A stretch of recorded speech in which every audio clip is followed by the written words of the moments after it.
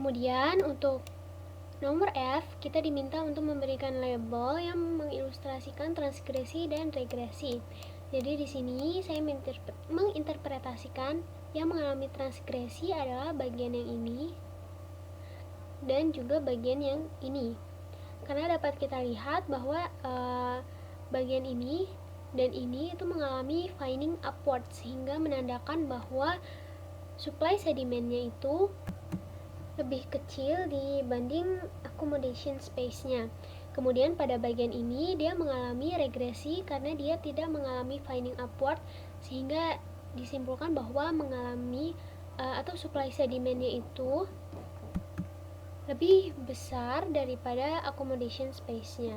Kemudian pada soal nomor 4 kita juga masih diminta untuk mengkorelasikan section stratigrafi seperti ini. Di sini terdapat 3 section A, B, dan C.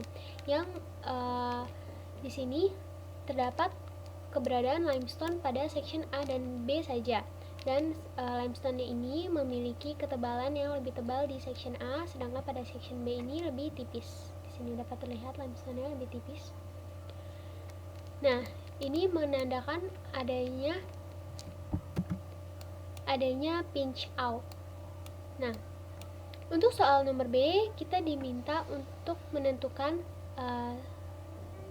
tipe sequence-nya yang direpresentasikan oleh gambar korelasi ini. Jadi saya di sini menandakan sequence-nya adalah termasuk transgresif regresif karena tidak semuanya tidak tersusun atas regresi saja atau atas transgresi saja, melainkan kedua-duanya. Kemudian untuk soal nomor C kita diminta untuk memberikan label yang menandakan transgresi dan regresi. Di sini saya menginterpretasikan yang mengalami regresi adalah bagian ini sampai kedalaman 2 meter ini, dari 6 meter sampai 2 meter. Hal ini dikarenakan dia tidak mengalami fining upward, melainkan sebaliknya, karena di sini ditemukan sandstone pada bagian atas yang memiliki butiran lebih kasar, sehingga menandakan sedimentasinya atau supply sedimennya itu lebih besar daripada accommodation rate-nya. Maksud saya accommodation space-nya. Terus kemudian di sini ada transgresi karena di sini mengalami fining upward karena ditemukan sandstone pada bagian bawah yang semakin ke atas ini mengalami butiran yang lebih halus, sehingga menandakan bahwa pasokan sedimennya atau supply sedimennya itu lebih kecil daripada accommodation space-nya.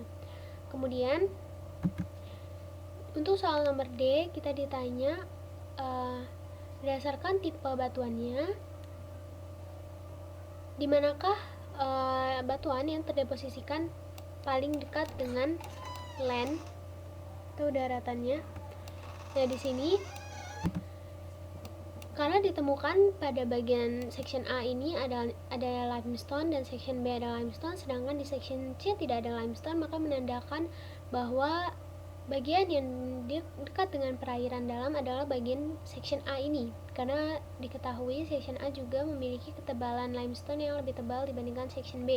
Kemudian pada section C tidak ditemukan adanya limestone itu, sehingga menandakan bahwa pada section C ini dia sudah termasuk ke dalam daratan atau land, sehingga batuan yang paling dekat dideposisikan dengan daratan adalah batuan yang berada di section C ini.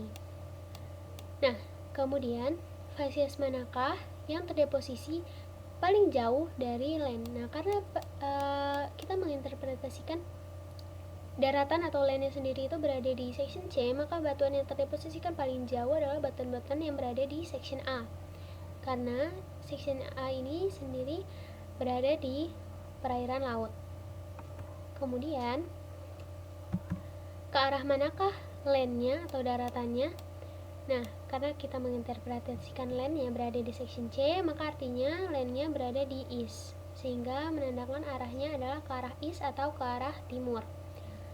Kemudian untuk tugas 2 kita sudah masuk ke dalam stratigrafi. Di sini kita diberikan fosil benthic forams yang diberikan juga informasi waktunya dan kedalamannya seperti ini. Kemudian kita diminta untuk menentukan section-section yang kita pisahkan menjadi beberapa bagian seperti ini berdasarkan kedalaman dan umurnya. Nah, di sini dapat diinterpretasikan pada bagian ini adalah Miocene dengan kedalaman 500 sampai 1500 meter. Dengan umur Miocene Vindoronian karena ditemukan banyaknya Globorotalia menardi. Nah, kemudian pada bagian ini diinterpretasikan memiliki umur Miocene Buldigalian dengan kedalaman 150 sampai 500 meter dikarenakan memiliki banyak Globorotalia fossi dengan kedalaman 150 sampai 500 meter yang memiliki banyak Ovigerina dan Valvulineria. Kemudian pada bagian ini memiliki umur early Miocene Aquitania dengan kedalaman 50 sampai 150 meter dikarenakan memiliki banyak Globigerina dissimilis dan Globigerinatella insueta. Kemudian pada bagian ini sudah termasuk ke Oligocene dengan kedalaman 0 sampai 50 meter dikarenakan kemudian selanjutnya dengan referensi forum-forum yang tadi telah diberikan kita diminta untuk mengkorelasikan section-section ini namun berdasarkan litologi. Jadi di sini kita dapat interpretasi terdapat sandstone di bagian sini namun tidak ditemukan sandstone pada bagian ini. Kemudian pada bagian ini ditemukan shell yang kemudian mengalami pinch out sehingga shell berada di sini dan berada di sini. Lalu kemudian pada bagian ini terdapat limestone yang dapat dikorelasikan pada bagian ini limestone. Nah, terus di sini terdapat sandstone lagi, di sini terdapat sandstone dan juga di sini terdapat sandstone. Shell ini kemudian karena mengalami pinch out dia mengalami ke sana dan dia juga mengalami ke sini, dapat ditemukan di sini dan di sini. Kemudian apa yang dapat diinterpretasikan dari korelasi tersebut dan bagaimanakah environment-nya atau lingkungannya? Jadi dari hasil korelasi yang sudah dilakukan kita dapat lihat bahwa di section A dan maksud saya section A itu yang ini, section B yang ini, dan section C yang ini. Jadi kita dapat lihat di section A ini dia mengalami terdapat litologi yang lebih halus dan juga pada section B ini terdapat litologi baru yakni limestone dan kemudian pada section C semuanya didominasi oleh limestone. Hal ini menandakan bahwa semakin ke section C dia air laut itu akan semakin mengalami kenaikan karena di sini limestone-nya sangat tebal dan juga limestone itu terdiri dari berbagai macam fosil makhluk hidup seperti ini. Sehingga dapat dikatakan bahwa section-section ini mengalami transgresi. Nah, kemudian masih dengan menggunakan referensi forum yang diberikan, kita diminta untuk menentukan section berdasarkan kedalaman airnya. Jadi di sini berdasarkan tadi referensi forumnya kita dapat menginterpretasikan seperti ini. Ini merupakan kedalaman 0 sampai 50 meter, kemudian 50 sampai 100 meter. Kemudian ini merupakan litologi atau forum-forum yang dapat ditemukan di wilayah 0 sampai 50 meter lagi. Kemudian ini merupakan wilayah dengan kedalaman 50 sampai 150 meter. Ini merupakan 150 sampai 500 meter. Dan ini terdapat 50 sampai 150 meter dan forum-forum yang dapat ditemukan pada 0 sampai 50 meter. Di sini juga terdapat mengalami korelasi seperti ini.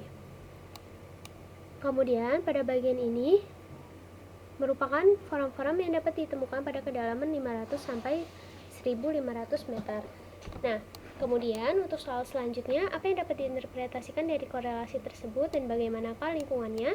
Jadi dapat kita lihat bahwa pada